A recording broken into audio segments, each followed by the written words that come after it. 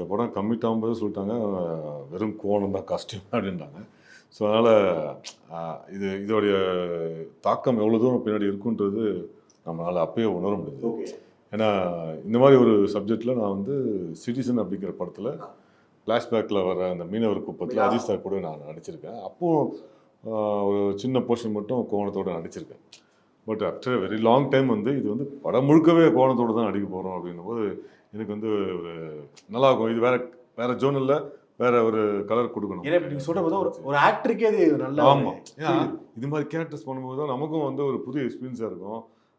இந்த மாதிரி கேரக்டர் பண்ணும்போது நம்ம எந்த மாதிரி ஃப்ரேமில் நம்ம தெரிகிறோம், மக்கள் அதை எப்படி ஏற்றுக்கிறாங்க, அந்த லைவ்லினஸ் வந்து எப்படி அது கேரியோ அதுதான் கேட்டேன். ஸோ அதெல்லாம் நான் யோசித்து பார்க்கும்போது இப்போ அந்த ட்ரெய்லர் பார்க்கும்போது தான் அதோடைய புரியுது. ஏன்னா பார்த்தவங்க எல்லாருமே பிரமிச்சு போய் சொல்கிறாங்க.